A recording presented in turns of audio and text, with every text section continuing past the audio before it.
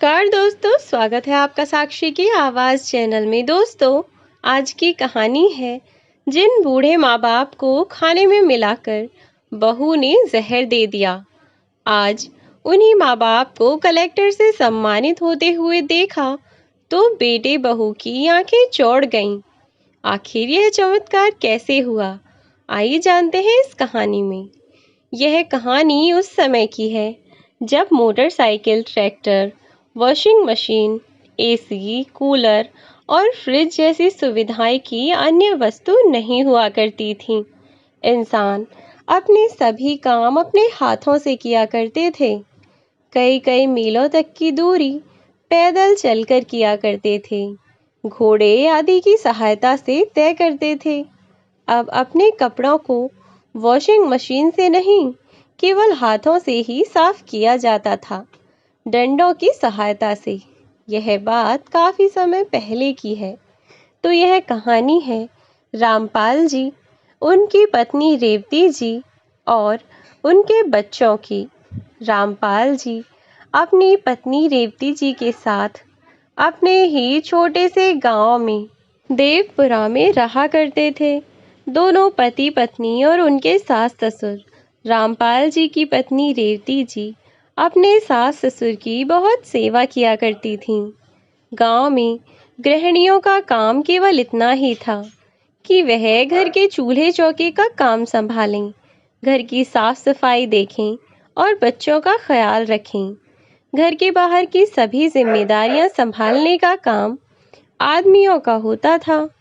तो इसी तरह रेवती जी घर के सभी कामों को पूरी जिम्मेदारी से संभालती और रामपाल जी घर के बाहर काम करते और घर चलाने के लिए पैसे लेकर आते थे। वह दोनों एक बहुत ही सामान्य परिवार से थे। रामपाल जी अपने माता पिता से बहुत प्यार करते थे। बीतते समय के साथ उनके घर में 2 बच्चों का जन्म हुआ और उनके दोनों बच्चे उनके बेटे ही थे। अब समय बीतता और बच्चे बड़े होने लगे। जैसे जैसे वक्त के साथ साथ बच्चे बड़े हो रहे थे, वैसे ही उनके दादा और दादी बूढ़े हो रहे थे। बुजुर्ग अवस्था में वैसे भी इंसान को 1000 बीमारियां लग जाती हैं। तो बस ऐसे ही रामपाल जी के पिताजी को भी बीमारी हो गई थी, जिसके कारण उनकी जमीन जायदाद का काफी हिस्सा मजबूरन उन्हें बेचना पड़ा। अब लाख कोशिश करने के बावजूद वह अपने पिताजी को बचा पाने में असफल रहे।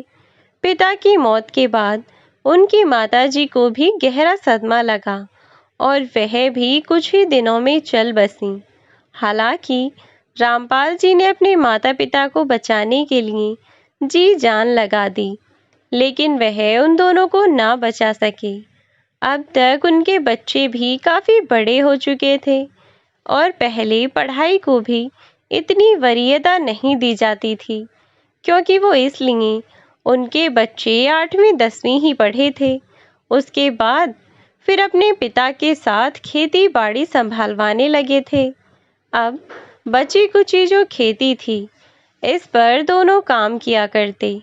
अपने पिता के साथ मिलकर सभी काम को देखते और साथ ही दोनों खेतों के काम को संभालने के साथ साथ और भी किसी काम की खोज करते रहते। अब जब बच्चे बड़े हो गए और उनकी पढ़ाई भी अब हो ही चुकी थी, क्योंकि आगे उन्हें कोई पढ़ाई करनी ही नहीं थी, इसीलिए 2-3 साल बाद रामपाल जी ने पड़ोसी गांव की अच्छी सी लड़की देखकर अपने बेटे की शादी के बारे में सोचा। लेकिन रेवती जी ने उन्हें यह सुझाव दिया कि क्यों ना वह अपने बड़े बेटे के लिए भी कोई लड़की देख लें, और यदि एक ही घर की 2 लड़कियां मिल जाएं तो उससे अच्छा क्या ही होगा। एक तो दोनों बहनों में आपस में प्यार बना रहेगा और दूसरा हम भी अपनी जिम्मेदारियों से मुक्त हो जाएंगे। कम से कम यह नहीं सोचना पड़ेगा कि कल को हमें कुछ हो गया तो बच्चों का क्या होगा। बच्चे अपने घर परिवार के हो जाएंगे तो हम भी अपनी जिम्मेदारियों से मुक्त होंगे। रेवती जी की यह बात सुनकर रामपाल जी ने भी गर्दन हिलाते हुए कहा, बिल्कुल सही कहती हो भाग्यवान, ऐसा ही करते हैं। चलो, मैं गांव में अपने 2-4 भाई बंधुओं से कहता हूँ कि किसी एक ही घर में यदि कोई 2 लड़कियों के रिश्ते ढूंढे जा रहे हों तो वह हमें बताएं। अब दोनों बेटे अपने पिता की इस बात को मानकर बहुत खुश थे। इधर जल्दी ही अपने कुछ रिश्तेदारों की मदद से रामपाल जी को एक ऐसा रिश्ता मिल गया जिस घर में 2 सगी बहनों के लिए रिश्ता ढूंढा जा रहा था। रामपाल जी ने अपने रिश्तेदार के द्वारा बात को आगे बढ़ाने के लिए कहा और फिर वे लोग खुद ही लड़की को देखने के लिए गए, क्योंकि उस समय पर लड़के लड़की का एक दूसरे को देखना पूरी तरह से वर्जित हुआ करता था। इसीलिए उनके माँ बाप ही बच्चों को एक दूसरे के लिए पसंद किया करते थे। रिश्ते की बात आगे बढ़ी और अब रिश्ता पक्का कर दिया गया। अब रामपाल जी अपने बेटों के लिए, उनके भविष्य के लिए कुछ सोचने लगे कि क्या किया जाए, कैसे इन दोनों के भविष्य को सुरक्षित किया जाए, क्योंकि शादी के बाद जिम्मेदारियां भी बढ़ने वाली थीं। अब ऐसे में बच्चों के लिए कुछ तो करना ही था। उन्होंने सोचा तो बहुत, लेकिन फिलहाल उनकी आर्थिक स्थिति इतनी सही नहीं थी। ऊपर से बच्चों की शादियां भी आ रही थीं। फिर जब रेवती जी ने रामपाल जी को इतना परेशान देखा तो वह बोले, क्या हुआ, आप इतने परेशान क्यों हैं? बहुत चिंतित दिखाई पड़ रहे हैं। यदि कोई बात है तो बताइए। रामपाल जी ने उन्हें अपनी सारी परेशानी बता दी। तब रेवती जी ने उन्हें समझाया कि आप इतनी चिंता मत कीजिए, अभी बच्चों की शादी भी नहीं हुई है और फिर बच्चे इतने छोटे भी नहीं हैं। कुछ हम करेंगे, कुछ वह करेंगे, मिलजुल कर कुछ ना कुछ कर ही लेंगे। और फिर आप इस बारे में सोच सोच कर अभी से परेशान क्यों हो रहे हैं? पहले बच्चों की शादी को हो तो जाने दीजिए। अब जब रेवती जी ने समझाया तो रामपाल जी भी सब परेशानियों को एक तरफ रखकर अपने बच्चों की शादी के बारे में सोचने लगी। अब समय के साथ साथ वह दिन भी आ गया जब उनके दोनों बच्चों की शादी थी और देखते ही देखते दोनों बहुएं भी विदा होकर घर में आ गईं और रेवती जी अब 2-2 बहुओं की सास बन गईं। बहुओं के आने से घर में खुशियां भी दोगुनी हो गई थीं। रामपाल जी और रेवती जी दोनों ही अपने बच्चों को देखते और पहले अपने मन ही मन में मुस्कुराते। अपने बच्चों को खुश देखकर वह भी बहुत खुश रहते थे कि चलो, कम से कम अब हम अपनी जिम्मेदारियों से तो मुक्त हुए और बेटे मिलकर घर की जिम्मेदारियों को संभाल लेंगे। कुछ दिन तक तो सब अपने जीवन में अपने हिसाब से ही चलता रहा। बहुएं ही दोनों समय का खाना पीना सब कुछ समय से ही कर लिया करती थीं। चौका बासन निपटा कर, अपने घर के काम कर कर अपनी सास से भी कभी कभी बतिया लिया करती और इधर रामपाल जी अपने बेटों के साथ खेतों पर चले जाते और काम करते और साथ में बेटे भी अपने पिता के साथ संग बराबर काम करवाया करते थे। अब क्योंकि परिवार के सदस्य बढ़ने से थोड़ी जिम्मेदारियां भी बढ़ गई थीं, तो इसीलिए काम बढ़ना तो स्वाभाविक सी बात थी। रामपाल जी के बेटे और वह खुद मिलकर दूसरों के खेतों को भी लगान पर लेने लगे थे, तो जिसमें वे साल भर खेती करते और साल भर का कुछ पैसा खरीद के मालिक को दे दिया करते थे। ऐसे ही समय बीत रहा था और अब धीरे धीरे करके उन्होंने अपनी खेतीबाड़ी का काम बहुत बड़ा कर लिया और तीनों बाप बेटे मिलकर खेतों में खूब मेहनत करते और समय के साथ साथ उन्होंने अपनी आर्थिक स्थिति भी सुधार ली थी। अब उन्होंने कभी जो ज़मीन बेची थी उससे ज़्यादा ज़मीन खरीद ली और अब ज़मीन खरीदने के बाद वे लोग भी निश्चिंत थे कि चलो कम से कम अब कुछ तो फ़ायदा होगा। और अब तो रामपाल जी और रेवती जी अपने बेटे और बहू पर बहुत ही ज़्यादा गर्व करने लगे थे। और करते भी क्यों ना, उस समय उनके बच्चों ने अपनी मेहनत और लगन से अपने पिता के साथ मिलकर एक अच्छा खासा मुकाम हासिल कर लिया था। और रामपाल जी वैसे भी बहुत मेहनती इंसान थे। वह तो घर की जिम्मेदारियों ने उन्हें कभी उबरने नहीं दिया। पहले छोटी बहनों की जिम्मेदारियां, फिर माँ बाप की बीमारी के कारण कुछ ना कर सके, और फिर उसके बाद कुछ करते तो बच्चों के शादी विवाह का समय हो लिया था। और अब आखिरकार जब उन्हें अपने बच्चों का सहारा मिला तो वह अपने गांव में अच्छा खासा नाम बना चुके थे। गांव में कुछ लोग उनसे खुश रहते तो कुछ लोग उनसे जलते थे। अब धीरे धीरे समय बीता और समय के चक्र के साथ साथ, समय के परिवर्तन के साथ साथ हर इंसान के जीवन में परिवर्तन भी स्वाभाविक है। अब तक रामपाल जी और रेवती जी के बच्चों के भी बच्चे हो चुके थे और अब जैसे तैसे रामपाल जी और रेवती जी के पोते पोती जैसे जैसे बड़े हो रहे थे, अब तक जो माँ बाप अपने बच्चों का काम में हाथ बटा दिया करते थे, अब वह माँ बाप किसी काम के ना रहे। कुछ दिनों से और भी ज़्यादा वह कमज़ोर हो गए थे। अब तो क्योंकि उनके हाथ पैरों में इतनी जान ही नहीं बची थी कि वह अब खेतों के काम करते रहें। अब तो रामपाल जी ने घर पर ही रहना शुरू कर दिया था और इधर अपने साथियों के साथ कभी कभार चौतरे पर बैठकर वहीं गप्पे लड़ाने बैठ जाते, तो कभी अपने बेटों के पास खेतों पर जाकर देख आते कि वहाँ काम धंधा कैसा कर रहे हैं।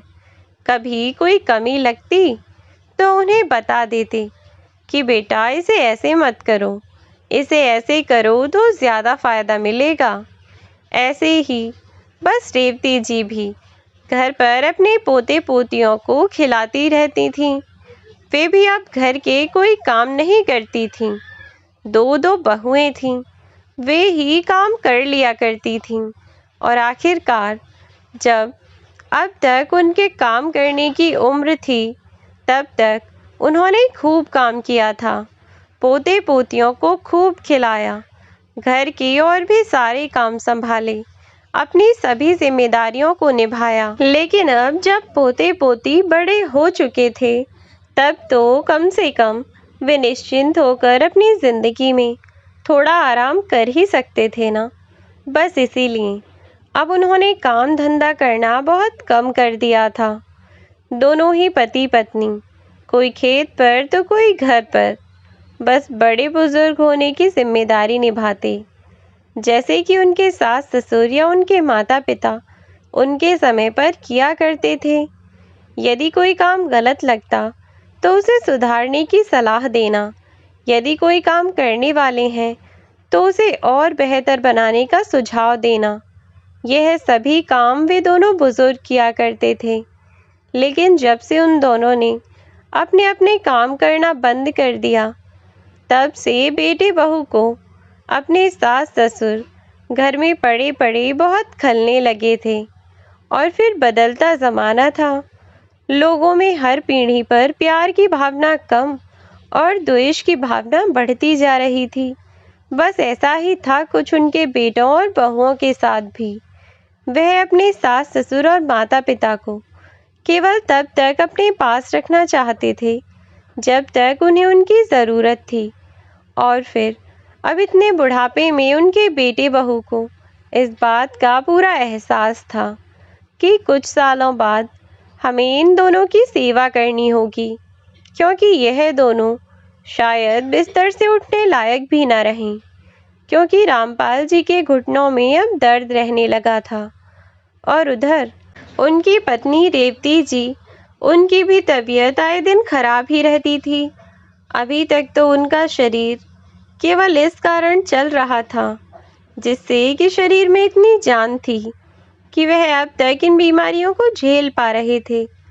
लेकिन अब उनके शरीर ने भी जवाब दे दिया था और ज्यादा काम कर पाना उनके बस की नहीं रहा। वे तो बस अपने बेटे और बच्चों के साथ बने हुए थे। अभी तक दोनों पति पत्नी अपने सभी काम खुद ही किया करते थे। अपने बच्चों को अपने किसी काम के लिए परेशान नहीं करते थे। एक बार पूर्णिमा के दिन रेवती जी को गंगा स्नान की इच्छा हुई, तो उन्होंने अपने पति से कहा। जब रेवती जी ने रामपाल जी से गंगा स्नान के लिए कहा, तो उन्होंने भी मना नहीं किया। अगले ही दिन सुबह दोनों पति पत्नी अपने घर से निकल गए। एक दिन पहले ही उन्होंने अपनी बहू को बता दिया था कि वह गंगा स्नान के लिए जाएंगे। इसीलिए उनकी बहू ने सुबह उठकर उनके लिए रोटियां बनाकर रख दी थीं और साथ में थोड़ी सी चटनी भी। वे दोनों बुजुर्ग अपने गांव से अब निकल गए।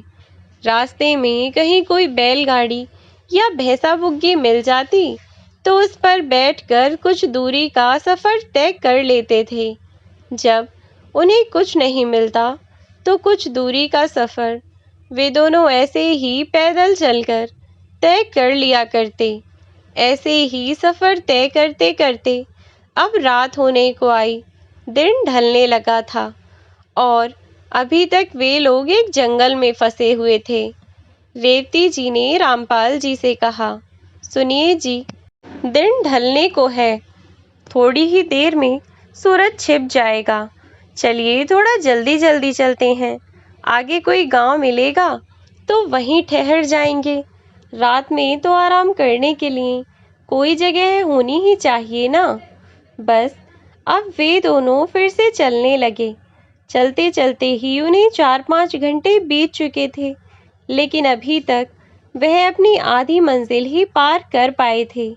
एक तो हाथ पैरों में दिक्कत, ऊपर से अपने घर से खाना खाकर ना निकले थे और गर्मी के कारण गर्मी के समय में उसकी वजह से उन्हें बड़ी परेशानी हो रही थी। वे लोग जब जंगल में ही थे कि तभी उन्हें जंगल में किसी और के भी होने का एहसास हुआ, जैसे उनके पास उनके अलावा वहाँ कोई और भी है।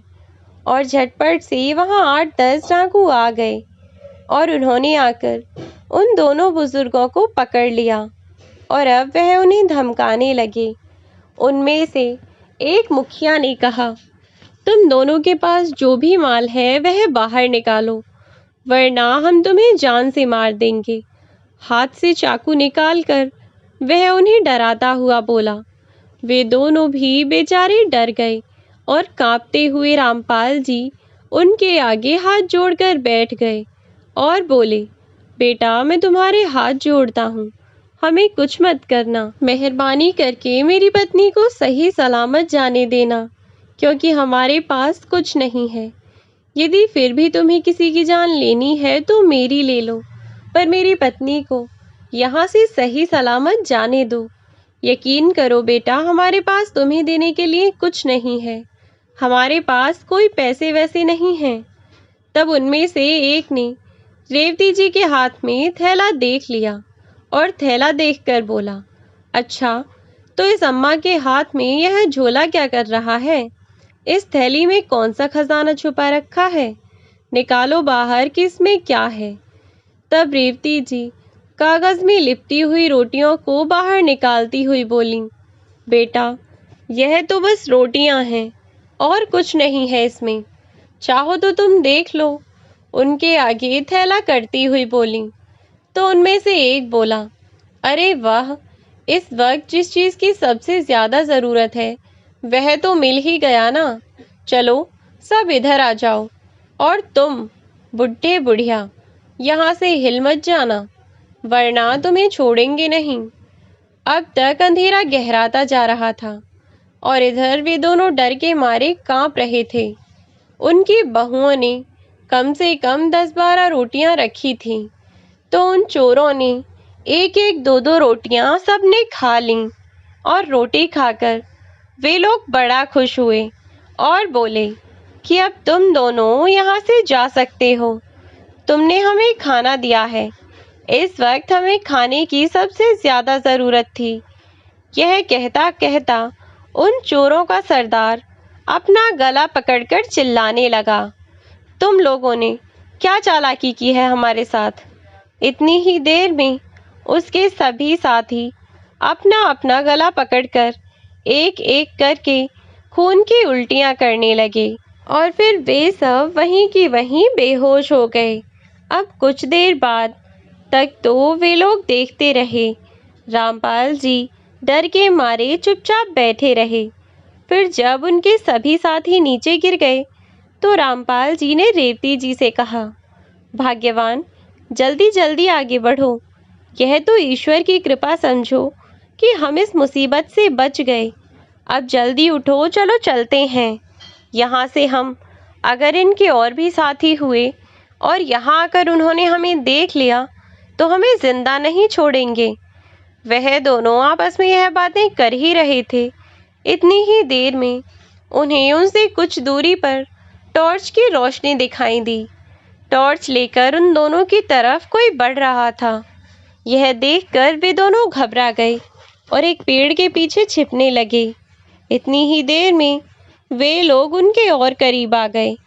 जैसे जैसे वह लोग रामपाल जी के करीब आए, उन्होंने देखा कि वह कोई चोर नहीं बल्कि वे तो दो पुलिस वाले थे और वह पुलिस वाले वास्तव में उन्हीं चोरों को ढूंढ रहे थे। दरअसल वे चोर अभी कुछ समय पहले ही पड़ोस के ही साहूकार के यहाँ से चोरी करके भागे थे, जिसकी खबर मिलने पर वे लोग उस साहूकार के यहाँ आए थे और भागते हुए चोरों को ढूंढते ढूंढते यहाँ तक आ पहुँचे।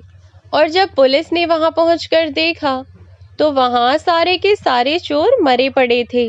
उन सभी चोरों को मरा हुआ देखकर पुलिस वाले आश्चर्यचकित रह गए कि तभी उनकी नज़र रामपाल जी पर पड़ी, जो कि उन पुलिस वालों को देखकर पेड़ के आगे निकल आए थे। हाथ जोड़कर पुलिस वालों को नमस्कार करते हुए बोले, साहब, जब हम यहाँ से जा रहे थे तो यह लोग हमें लूटने के लिए हमारे सामने आ गए।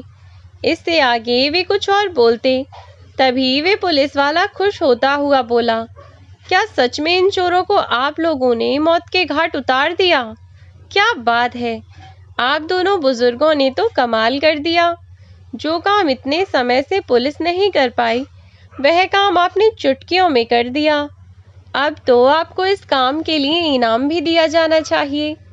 जब वे दोनों आश्चर्य से उन पुलिस वालों की ओर देखने लगे, तब पुलिस वाले बोले, क्या आप जानते हैं कि आपने किसको मारा है? यह कोई मामूली चोर नहीं थे, बल्कि जाने माने डकैत थे। और इनमें से एक, यह कॉलर पकड़कर मरे हुए एक चोर को उठाता हुआ बोला कि इनमें से एक यह तो सरकार का इनामी गुनहगार है। सरकार ने इस पर कई लाख का इनाम रखा है। उस समय पर लाखों की तो बहुत कीमत थी। अब रामपाल जी और रेवती जी दोनों ही बहुत खुश थे। पुलिस वाले उन्हें लेकर पुलिस स्टेशन चले गए।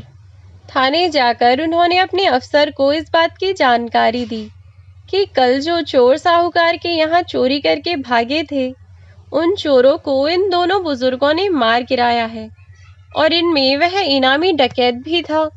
जब यह सब पता चला तो बस फिर क्या था, फिर तो पुलिस वालों ने उन्हें बहुत बहुत बधाइयाँ दी और कहा कि आपको एक हफ्ते बाद यहाँ से इनाम लेने के लिए आना होगा। ज़िले के कलेक्टर साहब आपको अपने हाथों से यह इनाम देंगे। अभी के लिए आप दोनों अपने घर जाइए। दो पुलिस वालों ने उन्हें उनके गांव तक छोड़ दिया। सब कुछ इतना जल्दी जल्दी में हुआ कि वे लोग कुछ समझ ही ना पा रहे थे। लेकिन घर आने के बाद रेवती जी बिल्कुल गुमसुम सी बैठी हुई थीं। तब रामपाल जी ने आकर उनसे पूछा, कैसे चुपचाप बैठी हो? तब उन्होंने रामपाल जी के सामने अपनी दुविधा रख दी। देखिए जी, कल सब कुछ इतना जल्दबाजी में हुआ कि ना हमें कुछ समझ आया और ना ही हम कुछ सोच पाए कि सब क्या हुआ और कैसे हो गया। एक दिन में ही गांव के सभी लोग हमारी इतनी तारीफ कर रहे हैं, हमारे जैसे हमने पता नहीं क्या कर दिया हो। पर सच तो यही है ना कि हमने तो कुछ किया ही नहीं। हमने तो केवल उन्हें वह रोटियां दी थीं जो रोटियां हमारी बहू ने हमें दी थीं। हमारे खाने के लिए थी वह रोटियां।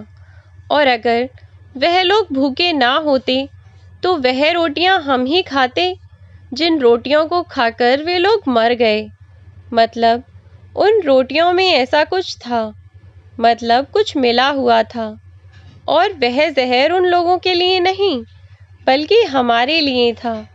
हमें जान से खत्म करने के लिए यह सब किया गया था। रामपाल जी ने जब रेवती जी की बात सुनी और सोची तो उन्हें भी लगा कि वह बिल्कुल सही कह रही हैं। आखिर उनके बच्चे उनके साथ ऐसा कैसे कर सकते हैं। उन्होंने अपने बच्चों को कभी दुख नहीं दिया और ना ही कभी उनके बच्चों ने उनके साथ ऐसा बर्ताव किया कि उन्हें ऐसा लगे। अगले दिन जब वे दोनों पति पत्नी बरामदे में लेटे हुए थे, मुंह पर हल्का सा कपड़ा ढककर, तो बेटे बहू को लगा कि वह सो रहे हैं, लेकिन वह जाग रहे थे। और बेटे बहू को गलतफहमी हुई। अपने मन की सारी बातें वे आपस में करने लगे और बोले, अच्छा हुआ कि वह रोटियां माँ बाबूजी ने नहीं खाईं, वरना जरा सी जमीन के चक्कर में लाखों रुपए हाथ से निकल जाते। तब छोटा बेटा अपनी बड़ी भाभी से बोला, भाभी आप भी हद करती हो। आपको कुछ दिन माँ को रखना इतना भारी लग रहा था कि आपने रोटियों में जहर ही मिला दिया। अगर माँ बाबूजी खा लेते। तो बड़ी बहू इतराती हुई बोली, चुप करो देवर जी, यह सब कुछ मेरी ही वजह से हुआ है। ना ही तो मैं इन रोटियों में जहर मिलाती और ना ही बाबूजी और माँ के हाथों से वे चोर मारे जाते और ना ही उन्हें वह इनाम मिलता। समझे? इस सब का श्रेय तो मुझे ही जाना चाहिए। इतना कहती हुई वे हंसने लगी। बाकी सब लोगों ने भी उसकी हंसी पर ठहाका लगाया और सब लोग हंसने लगे। जब उन दोनों ने यह बातें सुन लीं तो अचानक ही दोनों माँ बाप उठ खड़े हुए और बोले कि तुम जैसी नालायक औलाद को जन्म देने से अच्छा तुम पैदा ही नहीं होते, या तुम्हें पैदा होते ही मार दिया जाता। तुम्हारी खुशी के लिए हमने दिन रात काम किया, दिन रात मेहनत मजदूरी की, और तुम अब जब बुढ़ापे के शरीर में हम काम करने लायक नहीं हैं तो तुम हमें जान से मारना चाहते थे। आखिर ऐसा तुम सोच भी कैसे सकते हो। हमने तुम्हारे बारे में हमेशा तुम्हारा भला सोचा और तुमने हमारी मौत का षड्यंत्र रच दिया। बूढ़े माँ बाप को जोर से चिल्लाता देख बेटे बहू उनके नजदीक आने लगे, उन्हें चुप कराते हुए। तब उन्होंने तेज आवाज में कहा कि जहां हो वहीं रुक जाओ, खबरदार जो हमारे नजदीक आए तो। अब बेटे बहू वहीं रुक गए और रामपाल जी अपनी पत्नी रेवती जी को लेकर घर के बाहर निकल गए और अपने पड़ोसी दोस्त के यहाँ जाकर रात बिताई और उन्हें सारी बात बताई। अब अगले दिन दोस्त के यहीं उन्होंने खाना पानी खाया तो पूरे गांव में हल्ला मच गया। आस पड़ोस के सभी गांव में पता चल चुका था कि इन दोनों बुजुर्गों ने खूंखार चोरों डकैतों को उनके कर्मों की सजा दी है, सबको मार गिराया। लेकिन अब गांव में उनके बच्चों की करतूत के बारे में भी पता चल गया। रामपाल जी ने पंचायत बुलाई और अपने बच्चों की सारी बात पंचायत में बता दी। बेटे और बहू पंचायत में हर बात से बचते रहे, लेकिन पंचायत ने रामपाल जी के हक में अपना फैसला सुनाया और उनके बेटों को सजा के तौर पर परिवार सहित अपने माता पिता से अलग रहने की हिदायत दी। बेटे भी क्या ही करते, बस माँ बाप ने बच्चों को खुद से अलग कर दिया। अब कम से कम उन्हें अपने बच्चों की शादी करने तक अपने माँ बाप से अलग ही रहना था, और उसके बाद भी यदि माँ बाप चाहें तो वह अपने बच्चों को घर में घुसने भी ना दें। यदि भविष्य में कभी रामपाल जी और रेवती जी को ऐसा लगता है कि उनके बच्चे सुधर गए हैं तो वह अपने बच्चों को घर में आने दे सकते हैं, वरना उनके बच्चे जबरदस्ती घर में नहीं आ सकते। अब तो दोनों पति पत्नी मज़े से रहने लगे। हफ्ते भर बाद उन्हें कलेक्टर साहब द्वारा इनाम देने के लिए बुलाया गया। हजारों लोगों की भीड़ वहां इकट्ठा हुई और सबके बीच में उन्हीं के गांव में कलेक्टर ने उन दोनों को सम्मानित किया और इनाम की राशि उनके हाथ में दी। भीड़ में खड़े हुए बेटा और बहू अपने हाथ मलते रह गए और उनके हाथ कुछ न आया। उन्हें उनके किए कर्मों की सजा मिली और रामपाल जी को उनके नसीब और उनके अच्छे कर्मों की बदौलत मान सम्मान मिला।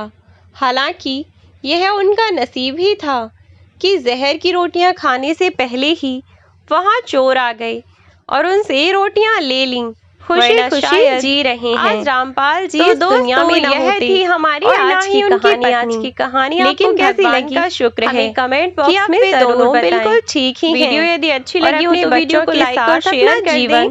चैनल को सब्सक्राइब जरूर कर दें अगर आप इस चैनल पर नए हैं तो। आज के लिए बस इतना ही। मिलती हूँ आपसे एक नई वीडियो में एक नई कहानी के साथ। तब तक के लिए बाय बाय मेरे प्यारे दोस्तों, अपना ख्याल रखें।